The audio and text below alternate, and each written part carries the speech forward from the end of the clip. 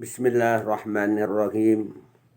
Alhamdulillahi rabbil alamin. Wassalatu wassalamu ala asyrafil anbiya'i wal mursalin. Sayyidina wa maulana Muhammadin wa ala alihi wa ashabihi ajma'in. Qala al-musannifu rahimahullahu ta'ala wa nafa'ana bi'ulumihi fid daraini amin. Para pendengar, pencinta kajian ilmu tasawuf rahimakumullah. Mari kita lanjutkan beberapa nukilan-nukilan kajian ilmu tasawuf yang diambil dari beberapa kitab tasawuf. Bismillahirrahmanirrahim. Nuruhu sallallahu alaihi wasallam aslun wa sartun. Kita membicarakan tentang Nur Muhammad aslun wa syartun, asal dan syarat. Jadi yang kita bicarakan adalah pembahasan kita aslun wa syartun, Nur Muhammad asal dan syarat. Wa amma nuru Muhammadin sallallahu alaihi wasallam hakikatun nafsi war rohi. Adapun Nur Muhammad sallallahu alaihi wasallam hakikat diri, sebenarnya diri dan roh. Jadi Nur Muhammad sallallahu alaihi wasallam ini adalah sebenarnya dari diri kita. Asal dari diri kita jasmani yang bisa kita raba maupun rohani. Diri kita ini ada dua unsur, jasmani dan rohani, adalah dari Nur Muhammad sallallahu alaihi wasallam. Jadi asalnya adalah dari Nur Muhammad sallallahu alaihi wasallam. Maka Nur Muhammad lah yang paling dekat dengan Allah Subhanahu wa taala. Kalau kita mau dekat dengan Allah Subhanahu wa taala, maka ikutlah Nur Muhammad, umpatlah Nur Muhammad. Karena Nur Muhammad lah yang paling dekat. Insya Allah doa kita, amaliyah-amaliyah kita semakin dikabulkan Allah Subhanahu wa taala karena kita dekat. Jadi kalau kita semakin jauh, semakin terhijab, maka ya ini jauh juga dari harapan kita. Begitulah para wali Allah, maka semakin dekat dengan Allah Subhanahu wa taala.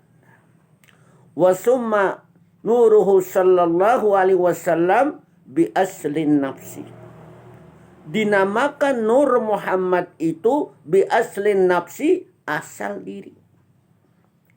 Jadi tidak ada alam semesta ini, yang ada hanya Nur Muhammad. Jadi hanya Nur Muhammad yang terbit di alam ini. Maka Nur Muhammad lah yang pertama kali diciptakan, sehingga Nur Muhammad itu dinamakan dengan ta'yi, dinamakan dengan ainul qurbah, diri yang dekat. Setelah menjadi alam semesta, maka namanya tidak lagi ainul qurbah. Nur Muhammad itu adalah ta'yinul awal, kenyataan yang pertama.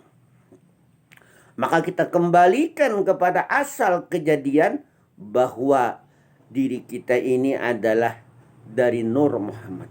Bahkan kita meyakini jasmani dan rohani kita ini adalah Nur Muhammad sallallahu alaihi wasallam. Wa aslun nafsi bil haqiqati bizatil muqaddasah. Jadi Nur Muhammad itu juga asal diri pada hakikat, pada sebenarnya bizatil muqaddasati, dengan diri yang suci, yakni Allah Subhanahu wa taala. Itulah Nur Muhammad. Nah, justru itu bagaimana agar kita bisa memasrahkan Nur Muhammad. Musyahadah kita, pandangan kita, apa saja yang kita lihat, selalu yang kita pandang itu adalah Nur Muhammad. Kalau kita pandang dengan hati kita, bahwa yang ada hanya Nur Muhammad. Kita pandang dengan akal kita bahwa yang ada hanya Nur Muhammad. Kita pandang ke alam semesta bahwa yang ada hanyalah Nur Muhammad. Nah justru itu orang yang sudah fana di Nur Muhammad ini dinamakan sebagai tarikatul ulia, tarikat yang paling tinggi. Artinya apabila kita sudah mampu mempanakan bahwa diri kita ini adalah Nur Muhammad, kita sudah melakukan musahadatul afal.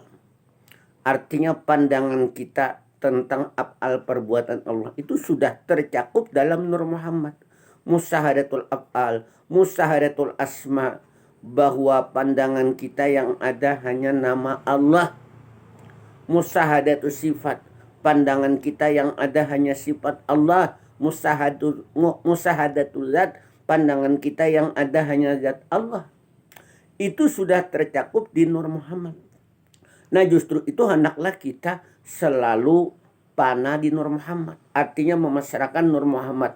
Bagaimana memasrahkan? Dalam arti tidak ada lagi yang ada hanya Nur Muhammad pandangan kita. Sekalipun kita sudah melihat alam, ada pandangan kita. Namun semua itu adalah kita pandang Nur Muhammad sallallahu alaihi wasallam. La sabila litaqarrubi illa biwasilatil muqarrabin. Jadi tidak ada jalan yang paling dekat dengan Allah illa biwasilatil muqarrabin, kecuali wasilah yang dekat. Apa wasilah yang paling dekat? Adalah Nur Muhammad. Kita harus punya wasilah, maka harus kita cari wasilah itu. Wa bataghu ilaihil wasilah, carilah wasilah. Harus kita punya wasilah agar kita dekat dengan Allah, parak dengan Allah Subhanahu wa ta'ala. Kalau kita tidak memiliki wasilah, maka kita semakin jauh, semakin terhijab dengan Allah. Maka wasilah yang paling dekat, yang paling parak dengan Allah adalah Nur Muhammad. Nah Nur Muhammad lah yang paling dekat. Maka kita ikutlah Nur Muhammad. Bagaimana agar kita bisa memasrahkan Nur Muhammad. Dan harus kita pana di Nur Muhammad tentu melalui sebuah latihan. Kalau kita tidak latihan ini berat. Melalui latihan-latihan sudah terbiasa bahwa Nur Muhammad itu menyelinap di dalam diri kita. Ada 4 kriteria tentang wasilah. Yang pertama wasilah itu al-wasilatu ruju'un ila awali ma khalaqallahu qablal asya. Jadi wasilah itu kembali kepada awal ma khalaqallahu qablal asya, apa yang telah diciptakan Allah qablal asya, sebelum sesuatu. Sebelum sesuatu, sebelum alam semesta ini adalah Nur Muhammad, tidak lain, hanya Nur Muhammad saja yang ada dengan Allah. Setelah itu baru diciptakan sesuatu. Wa awwalu ma khalaqallahu Nura Muhammadin sallallahu alaihi wasallam. Dan yang pertama Allah ciptakan Nur Muhammad sallallahu alaihi wasallam. Nah ini kriteria yang pertama. Jadi yang pertama kali Allah ciptakan adalah Nur Muhammad sallallahu alaihi wasallam. Tidak ada lagi selain Nur Muhammad. Yang kedua, al-wasilatu ruju'ul mu'mini ila awali ma baraza fil alam. Wasilah itu kembalinya orang mukmin, orang yang beriman, ila awali ma baraza fil alam, kepada yang pertama kali tampak di alam. Apa yang tampak di alam? Hanya Nur Muhammad sallallahu alaihi wasallam, tidak lain, hanya Nur Muhammad sallallahu alaihi wasallam. Wa awwalu ma baraza fil alam wa nuru Muhammadin sallallahu alaihi wasallam. Dan yang pertama tampak di alam huwa nuru Muhammadin sallallahu alaihi wasallam, adalah dia Nur Muhammad. Maka kita ikutlah Nur Muhammad agar kita selalu musyahadah pandangan kita Nur Muhammad, memasrahkan diri kita bahwa diri kita yang kelihatan, yang bisa kita raba ini tidak ada lagi, yang ada hanya Nur Muhammad, termasuk roh kita juga. Nah karena yang kembali nanti ke hadrat Allah adalah ruh.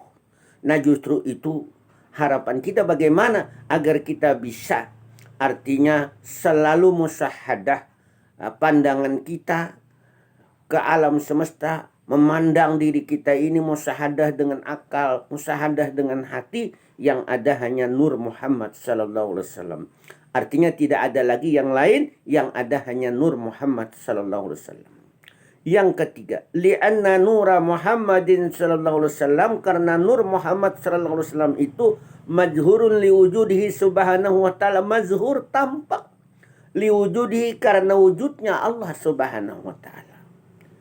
Jadi melalui Nur Muhammad itulah ketampakan wujud zahirnya wujud Allah subhanahu wa ta'ala. Meskipun Allah subhanahu wa ta'ala itu wujudul hakiki, wujud yang sebenarnya.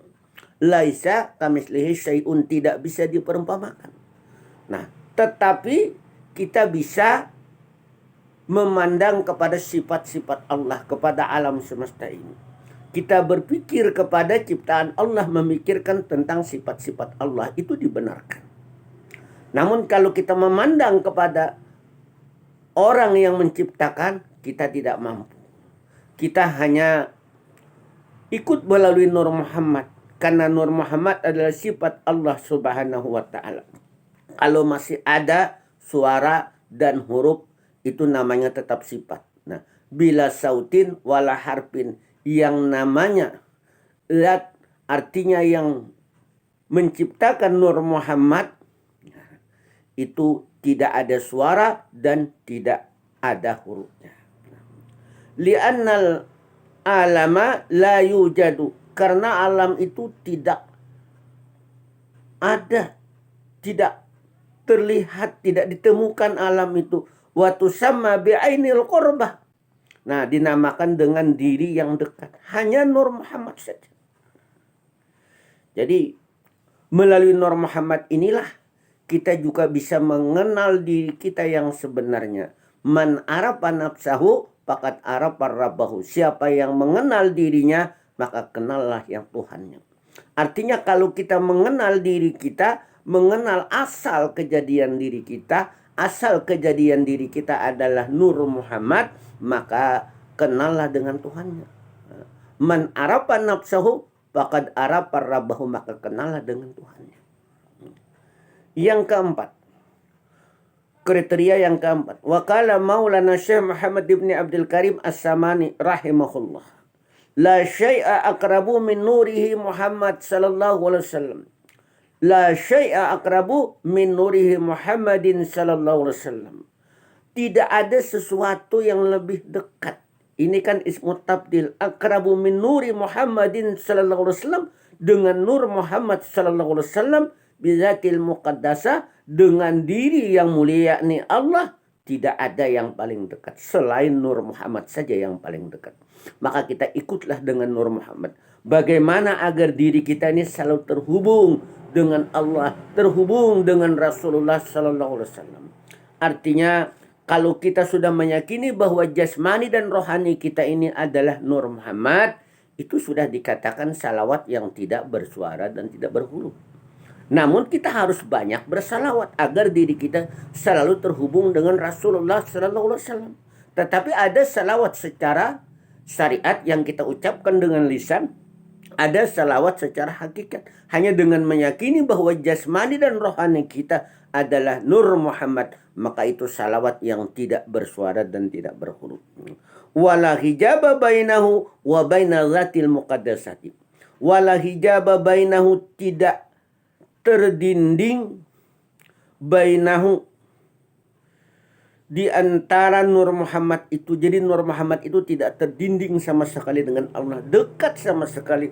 Wa baina zatil muqaddasah, dengan diri yang mulia itu tidak terdinding, betapa dekatnya. Nah justru itu, agar kita semakin dekat dengan Allah, maka ikutlah Nur Muhammad. Kalau kita beramal dan beribadah, maka yang beramal adalah Nur Muhammad. Kalau kita berdoa, maka yang berdoa, keyakinan kita, secara keyakinan kita adalah Nur Muhammad. Kiranya cukup sampai di sini dulu. Mohon maaf banyak minta ridha, banyak minta halal. Insyaallah kita lanjutkan. Wallahu maufiq ila aqamit thariq. Wassalamualaikum warahmatullahi wabarakatuh.